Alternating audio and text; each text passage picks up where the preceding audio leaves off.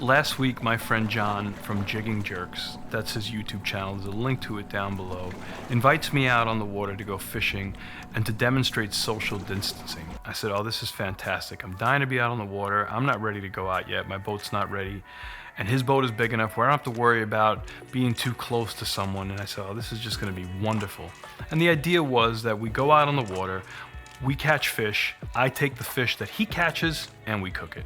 Figured we're probably gonna wind up catching some porgies and some fluke. Porgies are really easy to catch. Fluke is no problem for John, except this year there just aren't any around. And I said to myself, well, what if we don't catch fluke? I really don't want to do a cooking video on porgies. But while we're on the boat, he says, I got an idea.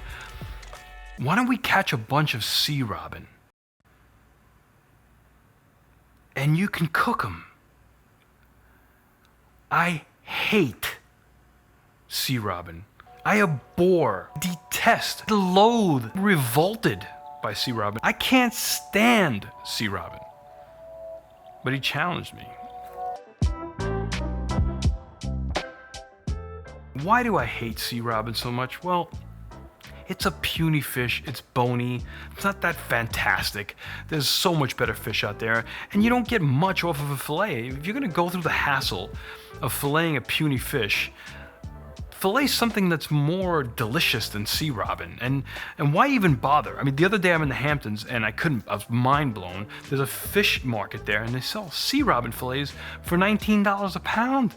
And I'm saying to myself, $19 a pound? Why the hell would you spend $19 a pound on sea robin? And I said, well, probably because it takes one guy 4 hours to get a pound of sea robin fillets because there's not much on there. But anyway, the techniques that I'm gonna use today to prepare this sea robin are applicable to any fish that you may cook. Far better fish than sea robin. So watch this video for the sake of enjoying other fish that you can cook in a similar manner. Now, I was gonna go ahead and prepare the sea robin the way everyone else does, batter it and fry it, but that's not interesting. And really, you can cook any fish that way and kind of batter it, fry it, and it'll taste good. What John said to me, which was kind of interesting, was that the best sea robin he ever had in his life was from the roe, and they're spawning now. So I said, okay, now we got something. That's unique, that's interesting. I could play with that and see if I can come up with something. But the best sea robin I've ever had in my life was made ceviche. And I have a video, and the link to it is up here. Click on that. If you want to learn how to make ceviche safely, that's the video. Just take the striped bass that I use in the video out and use sea robin instead if you want to give it a shot. But I'm telling you, sea robin ceviche, hands down the best ceviche you'll ever have in your life with a local North Fork fish. Today I'm going to go with something completely different. Watch the techniques I have here today and use them on any fish that you want except sea robin. Look, you can take any fillet of fish and you can put a whole ton of spices and seasonings on it, deep fry it, put hot sauce, put whatever you want on it, and then really what you're eating is all the stuff you've added to it. You've not done a thing to enhance the flavor of that fish. If you're just gonna coat it with a bunch of stuff that makes it taste like chicken or beef, it doesn't really matter what you would have put there. It tastes like what you put on it. So that's not what I'm all about. And that's not what a true fish lover is all about. But I wanna show you a really simple sauce that you can make, that you can coat any fish with when it's done. And you're still gonna pull the flavor of the fish into the dish without inundating the fish with all sorts of extraneous flavors. You start off with a half bottle of wine. Pour that into a pan and let it come to a simmer. With that wine, you're gonna add a tablespoon of garlic, fresh ground, organic. And I like to add a little granulated garlic to that because I think the flavor of aged dry garlic is far different and a little sweeter than raw garlic. A half a teaspoon of granulated organic garlic to that. Then you're gonna add a teaspoon and a half of sea salt to that, Celtic sea salt. And you're gonna let that come to a boil. And you want to reduce it to about a third. You're gonna take some butter, about a half a stick of butter. Just let the butter melt into that wine. You don't want the butter to cook into it, just melt into it. Half a lemon.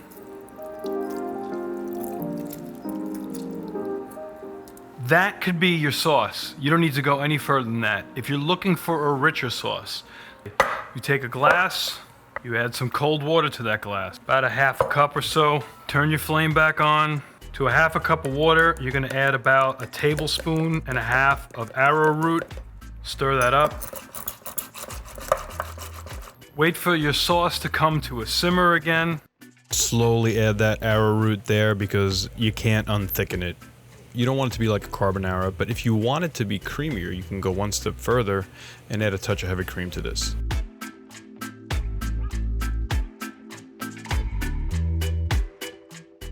We're gonna take this sea robin roe and we're gonna deep fry it. And I'm gonna cook it in avocado oil. And avocado oil is expensive, so I wanna consolidate the dimensions of my pan. I don't wanna waste it, especially on sea robin. I'm gonna bring the temperature up high on my induction burner. I'm gonna use my handy dandy little temperature monitor here, the infrared thermometer. And when that hits 350 degrees, that's when we're gonna put our sea robin in there. I can't eat flour, and this is the kind of dish where you're better off cooking it with a flour that crisps up a little bit more than wheat flour. So I'm gonna use a tapioca flour. You can use a rice flour for this, and that's fine. Take a plate, put a paper towel on it so that when it's done, you put it right on the plate. Gently want to roll it around in your hand. You don't want that to break. Okay, we're at 350 degrees now.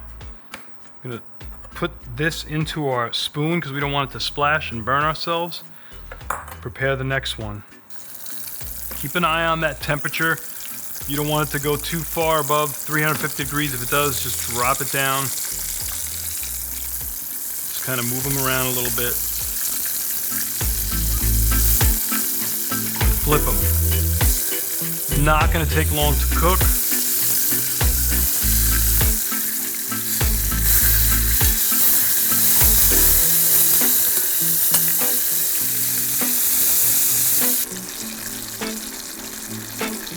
These have been sauteing for 4.5 minutes. I'm gonna put them on my paper towel. I'm gonna turn off my oil, so I'm gonna set my house on fire.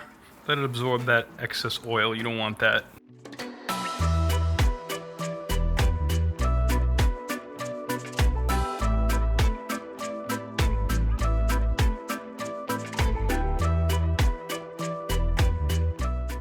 So I've never tried this before, and I'm really curious to see what it's gonna taste like.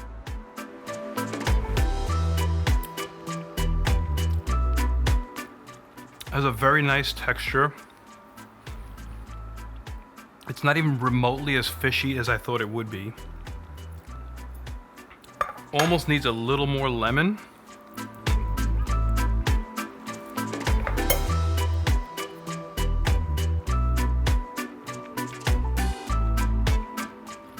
So I actually mentioned this to John as an option, but because I never worked with this roe before, I think this would be fantastic if the roe were wrapped in phyllo dough and then baked in the oven. That would be really good. We have these sea robin fillets here. Like I said earlier, you could turn that into a taco, sure, but you could turn anything into a taco. So here's a unique approach to cooking sea robin that you probably would have never thought of. We're gonna put some garlic on them. I'm gonna use some granulated garlic. I'm gonna use some fresh garlic. And I'm gonna use some Celtic sea salt.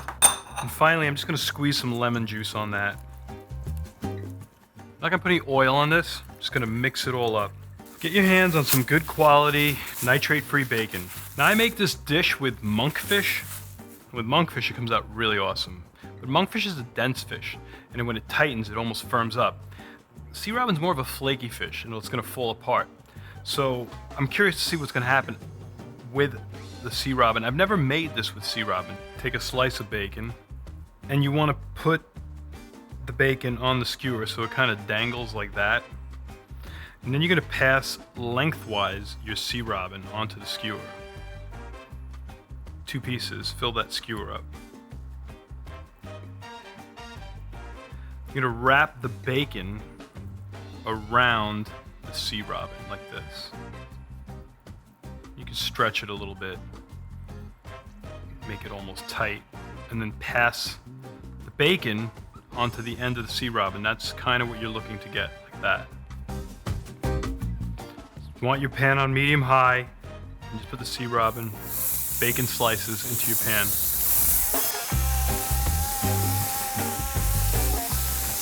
You're just gonna cook that searing it all around till that bacon is crispy.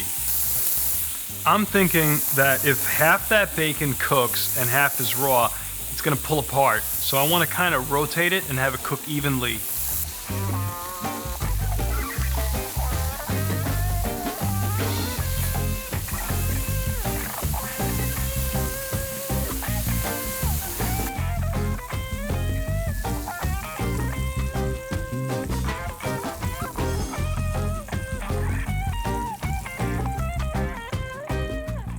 I think I want to put some of our go-to sauce on there.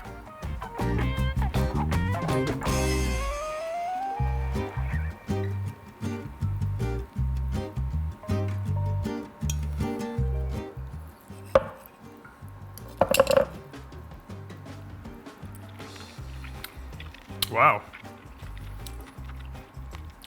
That's phenomenal.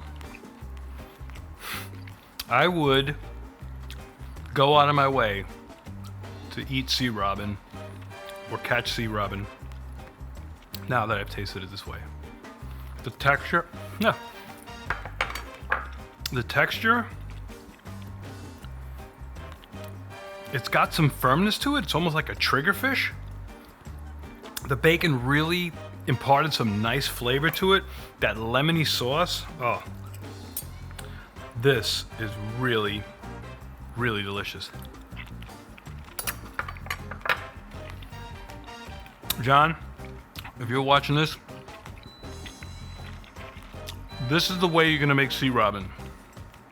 That's what I do on this channel. I experiment, I create. My joy and my hope is that I'm inspiring you to do the same. Thank you for tuning in. Please continue watching this channel. Hit that subscribe button. So this way, when I release a video each week, you just get a notification. It's free. Little notification that I released a video. Tell your friends, share this on social media. Thank you so much for watching.